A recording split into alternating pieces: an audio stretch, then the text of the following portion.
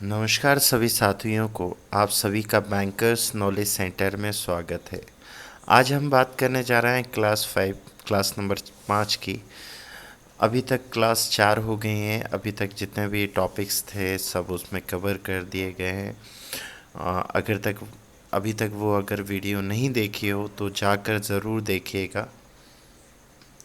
आइए अब हम अपनी क्लास नंबर 5 स्टार्ट करते हैं। और क्लास स्टार्ट करने से पहले अपनी कुछ मोटिवेशनल लाइंस के साथ शुरुआत करते हैं कि एक जोश और एक बरकरार बना रहे अपनी मेहनत करने के लिए। आइए शुरुआत करते हैं।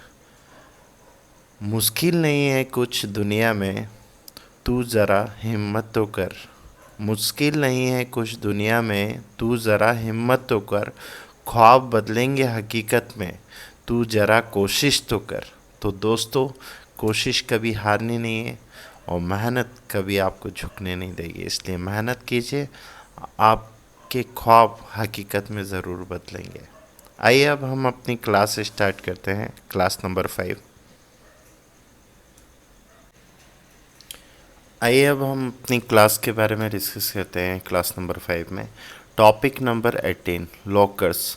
ये भी अपना लॉकर से रिलेटेड हर साल एग्ज़ाम में 1 या 2 नंबर के क्वेश्चंस ज़रूर बनते हैं।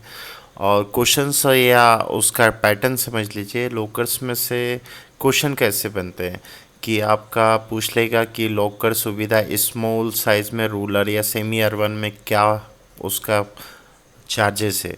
तो उसका रूरल या सेमी अर्बन में 1,000 रुपये, मेट्रो में 1,500 रुपये स्मॉल लॉकर का, है ना। मीडियम लॉकर का रूरल और सेमी अर्बन में 2,000 रुपये, 3,000 रुपये मेट्रो या अर्बन में, है ना। लार्ज का 2,500 है, 5,000 है। वेरी लार्ज का 5,000, 7,500। एक्स्ट्रा लार्ज का 10,000।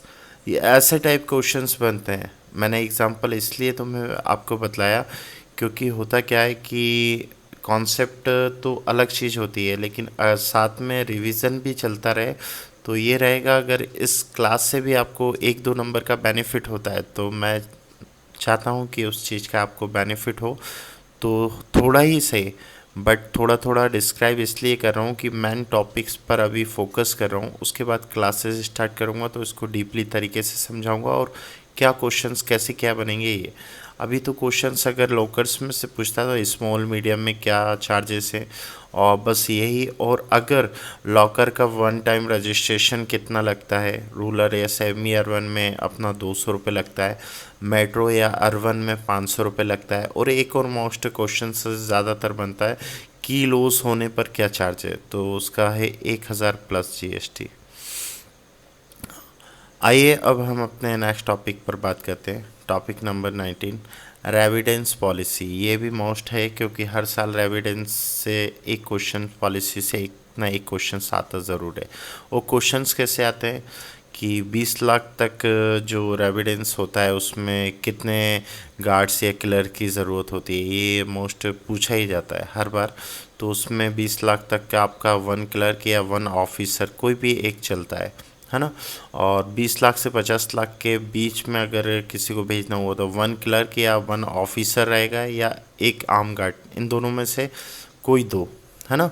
और 50 से 5 करोड़ तक के लिए रेविडेंस के लिए 1 क्लर्क एंड 1 ऑफिसर और 2 आर्म गार्ड्स विद गन, ऐसे क्वेश्चंस आते हैं। बस रेविडेंस से अगर आपसे पूछ लेता है तो इसी टाइप के क्वेश्चंस पूछता है क्योंकि बेसिक जो रहता है सब स्टाफ टू क्लैरिकल का होता है। इतना ज़्यादा डीपली या इतना ज़्यादा हार्डली नहीं पूछते हैं क्वेश्चंस, ऐसी नॉर्मली रहता है। बट आपको इसका फोकस और आपका कॉन्सेप्ट मैन ये फोकस रहता है ना। तो आप जितना अच्छी तरीके से वे में पढ़ेंगे उसी हिसाब से आपका कॉन्सेप्ट क्लियर होगा। तो आइए अब हम अपना नेक्स्ट टॉपिक स्टार्ट करते हैं। नेक्स्ट टॉपिक है अपना टॉपिक नंबर 20 ग्लोसरी, शब्दकोश, जिसको फुल फॉर्म भी कहा जाता है। और ये भी अपना एग्ज़ाम के पॉइंट ऑफ व्यू से 5 या 8 नंबर के क्वेश्चंस हर साल बनते हैं कि एक फुल फॉर्म दे दिया जाता है, शॉर्टली आपको दे दिया जाता है नाम, उसका आपको फुल फॉर्म बनाना है। और क्वेश्चंस कैसे रहते हैं, आपको मैं नेक्स्ट ईयर की क्वेश्चंस बतलाता हूँ। ये नेक्स्ट ईयर के 5 या 6 क्वेश्चंस में आपको बतला रहा हूँ कि क्वेश्चंस ऐसे रहते हैं। लोग बाग इतना डीपली पढ़ते हैं, ग्लोसरी जो अपना इतना डिफ़िकल्ट वर्ड्स पढ़ते हैं कि आप माइंड में सेट तो कर लोगे, बट जो बेसिक है वो भी आपका फिर धीरे धीरे हटता है। तो नेक्स्ट ईयर के एग्जाम्पल के साथ मैंने क्वेश्चंस रखे हैं कि आपका बेसिक इस टाइप का रहता है, तो आपको तैयारी इस टाइप की करनी है। तो आइए मैं आपको बतलाता हूँ। पिछले साल एटीएम का पूछा था, एटीएम का टी क्या है? ऑटोमेटेड टेलर मशीन, है ना। तो ये इतने बेसिक बेसिक क्वेश्चंस रहते हैं एटीएम का। जैसे पूछ लिया उसका टी फॉर्मेट क्या है? ऑटोमेटेड टेलर मशीन, तो टेलर है ना। ऐसे ही पीपीएस का पूछ लिया, पॉजिटिव पे सिस्टम, है ना। उसमें पी पूछ लिया था। ऐसी एसएलआर का पूछ लिया था, सिचुएटी लिक्विड रेशो, है ना। एल पूछ लिया था उसमें। एम का पूछ लेता है, एम एल का एंटी मनी लॉन्ड्रिंग।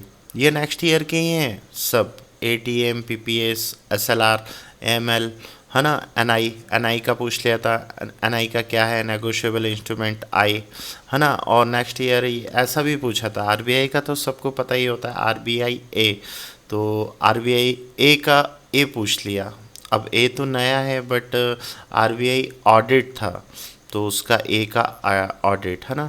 ये मोस्ट 6 क्वेश्चन तो नेक्स्ट ईयर के ही मैंने आप लोगों के सामने रखे हैं कि नेक्स्ट ईयर जो ये क्वेश्चंस आए हुए थे। नेक्स्ट ईयर जो था प्रमोशन का एग्ज़ाम, एटीएम हुआ, पीपीएस हुआ, एसएलआर हुआ, एमएल हुआ, एनआई हुआ, आरबीआई ए हुआ, ये क्वेश्चंस नेक्स्ट ईयर आए हुए थे। ऐसे बेसिक क्वेश्चंस पूछे जाते हैं एग्ज़ाम में, ना कि इतना डिफ़िकल्ट कि आप तैयारी कुछ और करें और जब एग्ज़ाम देने जाएं तो वो बेसिक लेवल का हो और आपके माइंड से ऊपर से चले जाए। आते हों, आपको बेसिक भी क्लियर है सब कुछ, लेकिन कन्फ्यूज़न इतनी रहेगी कि आप गलत करके आएंगे। वो गलत के चक्कर में आप हर बार मेरिट से रह जाते हैं। आइए अब नेक्स्ट बात करते हैं फेमा। फेमा भी मोस्ट इम्पोर्टेंट है। इसका भी फॉरेन एक्सचेंज मैनेजमेंट एक्ट करके होता है। इसका एम पूछ लेंगे, मैनेजमेंट होता है ना। सीआरआर का भी पूछ लेते हैं, सीआरआर का फुल फॉर्म क्या है, या सीआरआर में आर क्या रिप्रेजेंट करता है? तो केस रिजर्व रेशो, इसका रिजर्व हो जाएगा आर, है ना। ऐसी एनपीए का पूछ लेंगे, NPA non performing asset. SMS का पूछ लेंगे, शॉर्ट मैसेजिंग सर्विस। ये थे आपके 10 क्वेश्चंस। इसमें से 6 तो मैंने आपको जो बतलाए हैं, 6 क्वेश्चंस तो आपके नेक्स्ट ईयर के ही एग्ज़ाम के हैं। अगर आप इसी लेवल से अगर आप पढ़ाई करेंगे तो आपका सिलेक्शन कोई नहीं रोक पाएगा, क्योंकि पढ़ाने के लिए तो सब कोई है। आपको फिंगर टिप्स और इससे उसमें आता क्या है कि अपना मैनेजर लेवल का भी आता है, ऑफिसर लेवल का भी आता है, और सब आपको उसी लेवल का पढ़ा देते हैं। जबकि आपका प्रमोशन जो होना है सब स्टाफ टू क्लैरिकल का होना है। ये चीज़ कोई नहीं बतलाएगा, वो अपने हिसाब से पढ़ा देते हैं। बट एग्ज़ाम का जब वो बेस निकलता है ना, एग्ज़ामिनर और बैंक जो लेवल से आपसे क्वेश्चन पूछता है, फिर उस टाइम आप लोगों को दिक्कत होती है। दिक्कत इस ऐसी होती है कि कन्फ्यूज़न हो जाता है, क्योंकि कन्फ्यूज़न होगा तो आप गलत करके आएंगे।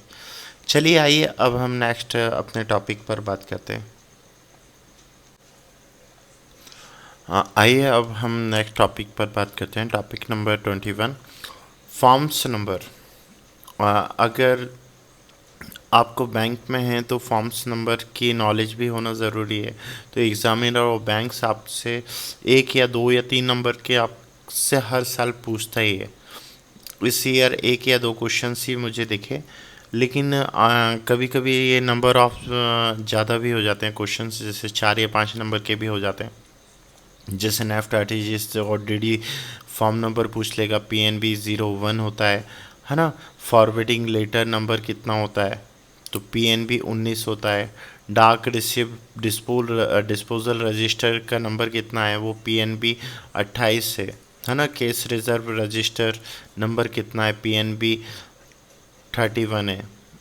Death claim form PNB 831। और ये मोस्ट इम्पोर्टेंट है, डेथ क्लेम फॉर्म हुआ, नॉमिनी की डिटेल हुई, नॉमिनी फॉर्म्स हुए, ये पूरे, है ना। अभी मैं धीरे धीरे बतलाते जा रहा हूँ। डेथ क्लेम हुआ तो ये हुआ, वाउचर रजिस्टर हुआ, नंबर पीएनबी 59, है ना, 59। कॉम्बो वाउचर नंबर हुआ PNB 69, अटेंडेंस रजिस्टर हुआ PNB 245, है ना। सेविंग पासबुक का नंबर आपको पता है? कभी आपने बैंक में पासबुक के नंबर को पता किया है? पासबुक तो आपके पास आती होंगी, है ना, उसका भी नंबर रहता है। जैसे सेविंग पासबुक का नंबर है PNB 625। और मोस्ट ये क्वेश्चंस तो हर बार इसमें से बनते ही हैं, जैसे नॉमिनी से रिलेटेड बनते ही है। नॉमिनी फॉर्म नंबर क्या हुआ, एड का, कैंसिल का, है ना, नॉमिनी चेंज का।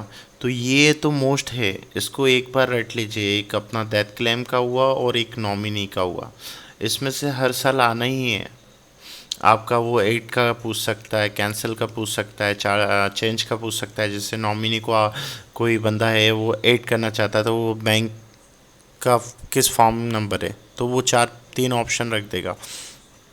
तो आपको हर ट्रिक से याद करना है। PNB 19 है सबका, बट D1 D2 और D3 है, DA1 DA2 DA3। तो इसको अच्छी तरीके से रिवाइज करना है, क्योंकि होता क्या है कि एक छोटी सी गलती D1 भी कर सकते हैं, B2 भी कर सकते हैं, ना।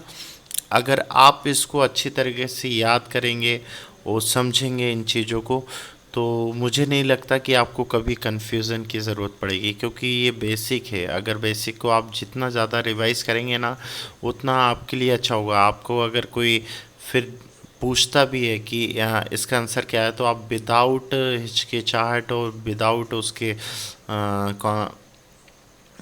क्लियर नहीं होता है जिसका कॉन्सेप्ट, तो वो घूमता है ना कि अपना यार क्या होगा क्या नहीं आंसर, लेकिन आप उस टाइम वो करेक्ट करेंगे।